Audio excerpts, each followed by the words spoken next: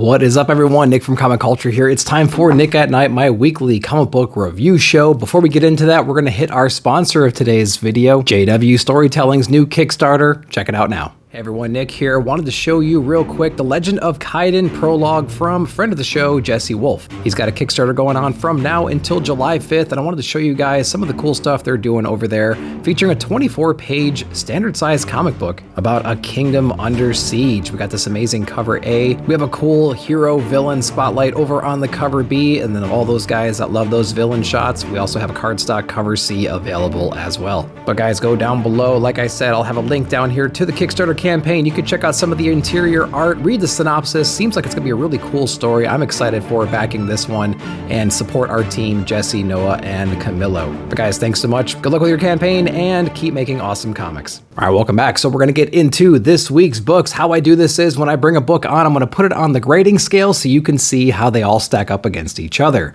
So with that out of the way, let's get into the big two as we always do, starting with Loki issue number 1. I got that awesome Frank Miller cover right there. Super excited for that cover. I know he's doing a few other ones as well. I think a Wolverine one, but like that one looks a little bit weird in my opinion, but we're going to be checking it out nevertheless. So we have Dan Watters on Loki number 1, and I didn't really know what I was going to get myself into when I started reading this. It's very deep in kind of like Asgard lore in a way. So Loki's actually using the leftover body parts, and I'll let you read what exactly that means, to build like this big warship that was supposed to be used at one time. And a couple of the stupid frost giants actually hijacked it a little bit and got in some big trouble and sent some very powerful parts of the ship across the galaxy into the different worlds, things like that. And so if the wrong people get their hands on this kind of technology, they're going to make some pretty amazing kind of like weapons for war.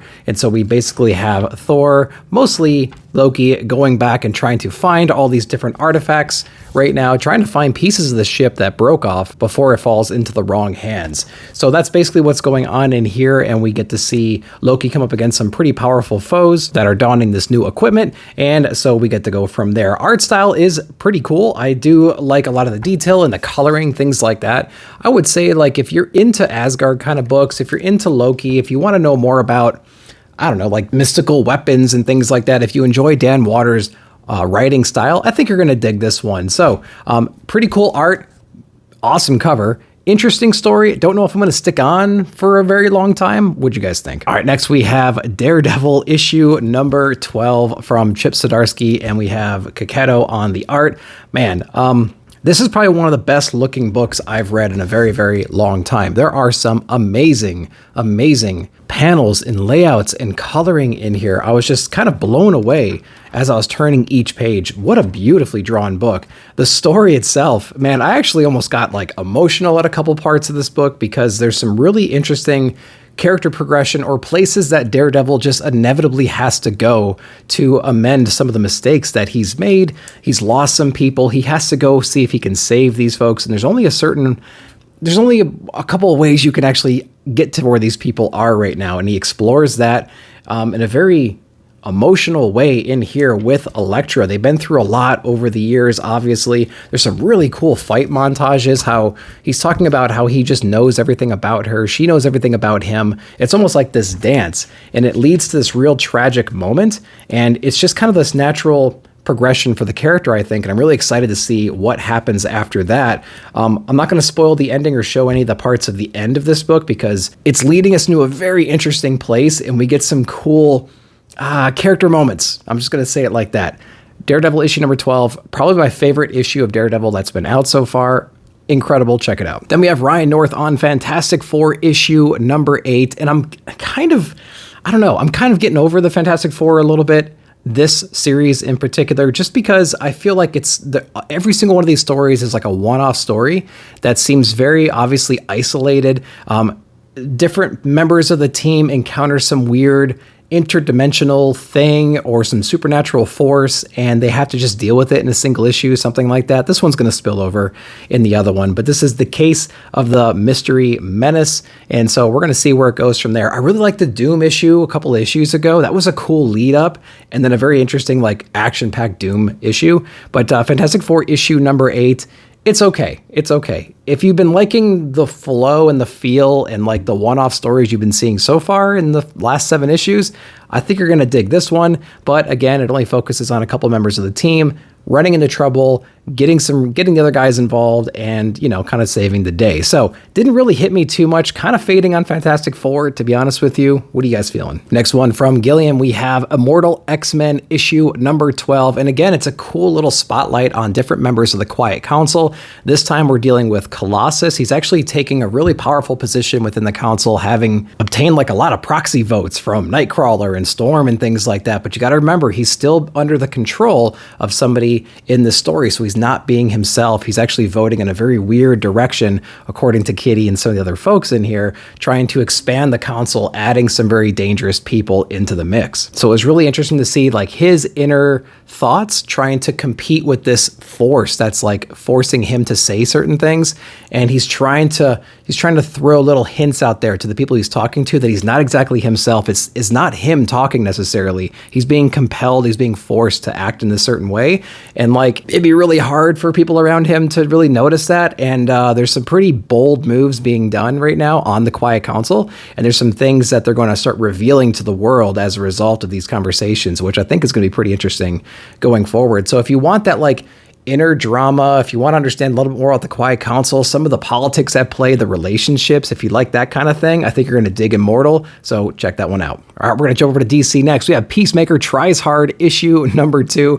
I'd say if you're a fan of the show, if you're a fan of that humor and everything that John Cena brought in, man, this book was like, it's like the writers from the show jumped right into the here. Kyle Starks, so funny. He's a great writer. I'm loving a lot of his stuff lately. So good. It's violent, it's gory, it's brutal. It's just so much fun. I mean, like messing with the henchmen, going on these missions, having like these ridiculous pieces of equipment that he brings with him, things like that. It's just so cool, man. Peacemaker Tries Hard. Highly recommend trying this one out. And it's just hilarious. If you love the show, if you like John Cena's portrayal of the character, if you're into that kind of thing, dude, you got to be checking this book out. Dawn of DC issue number 1. We have Steelworks, and this is actually written by Michael Dorn. So if you're wondering if it was that Michael Dorn, yes, it actually is. So we're going to try our writing debut, I believe it is, over here on Steelworks issue number 1.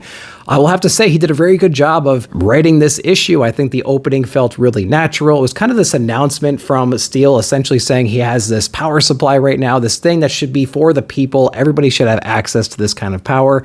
And he's going to, you know, set his company, set all of his efforts in that direction so everybody will be not wanting in the future, in other words. And so I will say that the power that he described is a little bit vague in here. It's almost like I had the impression that he was going to give everybody in the city like a super suit or something like that, because there's a lot of references to like, you know, the people need to start maybe even picking up their own slack in a way. Like they don't need capes around to solve all their problems. They need this like power. And the power was kind of very vague, I think, in this issue. So that was my only criticism from the writing. I didn't exactly know what direction he was going with his speech in a way. And I will say we've seen this kind of narrative before where somebody kind of rises to power and they try to give the people, they try to empower the people with something and just to make them more self-reliant and less reliant on the superheroes, things like that. But it was, you know, just good enough for me to be curious in the second issue, seeing what that will bring. So Steelworks issue number 1, not a bad writing debut.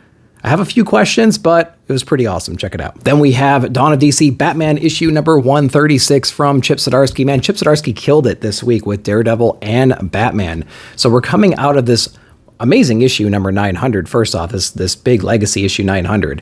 And we're back to kind of the square one right now where Bruce Wayne Batman is basically home right now. He's tending to his wounds. He went through a whole lot when he was flipping through the different dimensions, things like that. Failsafe is still out there. So what do we do about that?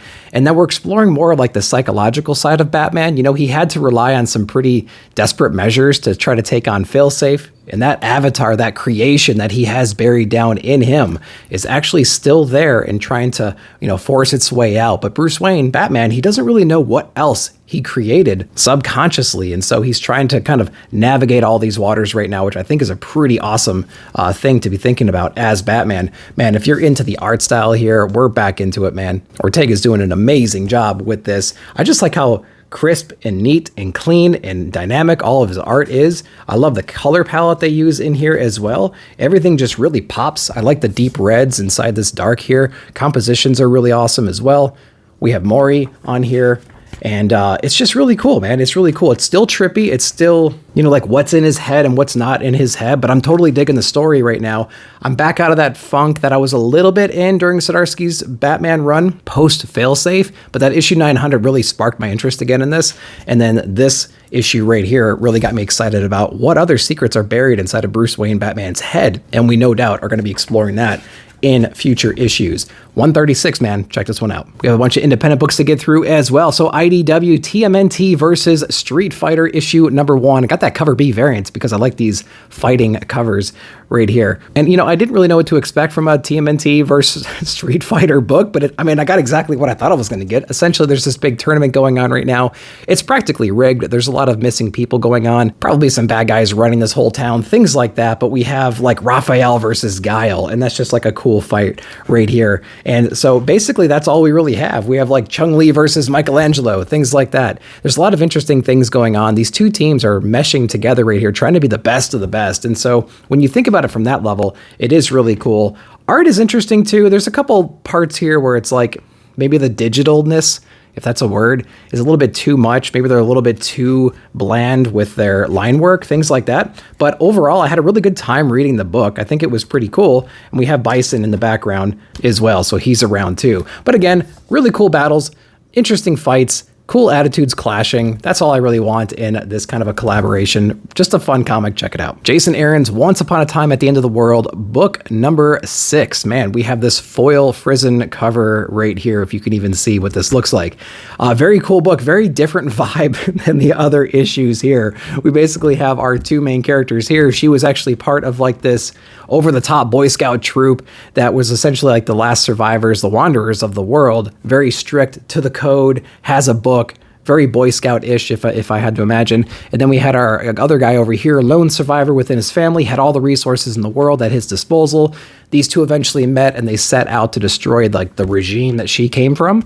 And they did so. And now they're wandering, trying to find the oasis, like the promised land that was part of her culture. So they're on their way to do that. But from going from where they are to where they want to be, they're doing a lot of embracing pretty much on every single page, showing you how their relationship is evolving over time, how they're getting closer and closer. They're actually meeting some other people as well and kind of embracing in their relationships at the same time. So this is a very different vibe than we've seen in the previous issues. And you know what I think was lacking in this issue was typically in the backside of a lot of these issues, we have this like futuristic way down the stream snapshot, maybe 2 or 3 pages, and this relationship went south extremely fast. They've all matured and grown up, and there's all these like weird mutated people all over the place. It's missing that part in the back of this book, which is what I'm probably more interested at this point than the current state that we're in right now. So like I'm almost just hoping that the next issue we get is like this giant time jump till we get to the part where like, okay, this amazing relationship that has blossomed so far has crashed and burned. There's a lot of betrayals maybe that have gone on. There's some of evolution in both of these characters. I want to get to that zone as quickly as possible because they've hinted at it several times over the last 6 issues or so, but not in this issue, which I'm sorely missing. So not a bad read, but like it makes me wish it was going in a different direction. What'd you guys think? All right, Mad Cave Studio, You've Been Canceled, issue number 1. Guys, this book is incredible. I love this book so far. So we have Kurt Pyers on this, if I'm not mistaken, and this book is really fun. So basically, it kind of reminds me of Absolution. So we have right here, it's back in the, I think it's in the 2040s, something like that, or maybe it, you know, this whole like culture started in the 2040s. Basically, we have made a game show, like a Running Man situation, based on people who have been canceled by society. So if somebody does some really egregious crap out there, the citizens can vote and they could be canceled. And basically, they sent all these ruthless bounty hunters to track them down and kill them right there live on camera, kind of like in an Absolution kind of a thing, if you guys read that book. So we have our main bounty hunter character right here, basically competing against other bounty hunters to take on this thing. And there's certain rewards, there's bounties, things like that, that you get for being the person that actually makes the kill. This thing is over the top. There's tons of humor in here. The art is very detailed. The coloring is amazing as well. It's just such a well-drawn, well-written book. Very funny, hilarious, lots of over-the-top concepts. So check out You've Been Canceled. It's hilarious. Then from Ablaze Comics, we have Traveling to Mars from Mark Russell. This is issue number, where are we at now? We are on issue number 6. I've been getting all these homage covers just because they're pretty cool. I almost wish I was just getting cover A's because I didn't realize how like impactful this book would be or how emotional or how much I would love this series. And sometimes when you're in that kind of mindset, you kind of just want cover A's, but I'm excited to have all these homage covers as well because I think it'll make a cool little set when we're all said and done. Very cool book. So what he usually does, what Mark Russell usually does is he gets the main story, he gets the theme of that particular issue, and he correlates it with like a past memory or trauma from our main character. And I think he did a really good job of doing that yet again in here. Kind of going back and showing his early relationship with his wife and how he wasn't really a man at the time. He wasn't really standing up to what he believed in. He wasn't really taking initiative and getting the job done. And we have a scene of his earlier childhood where he kind of like cowered at first, but then he kind of had a little bit of redemption towards the end. So here we are basically here facing the storm yet again. We have some other people heading towards Mars, but not necessarily. We actually learn what their true motive is inside of this issue, which I think just puts a lot more pressure on our main character to step up, go above and beyond, and kind of take care of business. And he certainly does that in a very creative, kind of over the top kind of a way. He's kind of MacGyvering his way to success here, which I think was really awesome. And so we're going to continue our journey towards Mars at this point. So cool. Probably the most action-packed issue we've gotten yet, just because he had some conflict with some other people traveling in his direction. Traveling to Mars, Mark Russell, you got to be on this book. It is amazing. Nocterra issue number 15 from Scott Snyder and Tony S. Daniels. It's a story that I think should have ended around 8 to 12 issues, maybe 10 issues to kind of let it breathe just a little bit more, but I don't know, this overall story is kind of weighing on me, and I think it's around issue 8, 10, something like that, 12, where I start being really reminded about Scott Snyder's storytelling methodology. And so, you know, I turn the page, I'm reading the first sentence, the first bubble in here, and I'm like, oh yeah, it's Scott Snyder. This is the path we're taking. This is the kind of narrative we have. You know, we're following these very formulaic processes that I've seen in other books of his, which is fine. He's a great storyteller. But I'm quickly like reminded of his flavor very, very quickly. But, you know, that's okay. So we have, I think, one shot, and then I think we have one more issue after this, I believe, to close it off at 16, so 2 issues. But this is the issue here where we're basically saying, like, how do we get to the end? What is the end? How do we take on this darkness, this big PM that apparently is like unstoppable at this part? We had this whole assumption going in that there was this magic formula to get rid of the darkness, to make the light shine so bright, something like that. It's going to like extinguish all the darkness in the world. And that didn't exactly go according to plan. And so now we're facing Blacktop Bill and his army inside of Eden at this point. And so like, what do we do? What's our big retaliation plan here? You know? And so we get a little hint of what that plan is at the end, but does it play out the way that we were expecting it to play out? No, not necessarily. And we're left with a giant cliffhanger towards the end. We'll see where it goes from there. Again, I think there's a one shot and then a final issue, if I'm not mistaken. So Nocterra should have been a 12-issue run, I think. It reads just like a Scott Snyder book. It's drawn beautifully. I never regret reading an issue. Interesting story. We'll see how it wraps up. Next from Image Comics, we have The Ambassadors issue number 6. I was so like sad that I read that this is only 6 issues. When I saw 6 of 6, I'm like, no, you gotta be kidding me. What is going on? But the good news is at the end of this, if you've been liking The Ambassadors, this is the end of volume 1, and I cannot wait for the next volumes to come out. Cool little storytelling right here too from Mark Millar, man. He's done a really good job of going back to the basics and talking more about the person who created this opportunity for all these people to gain their powers.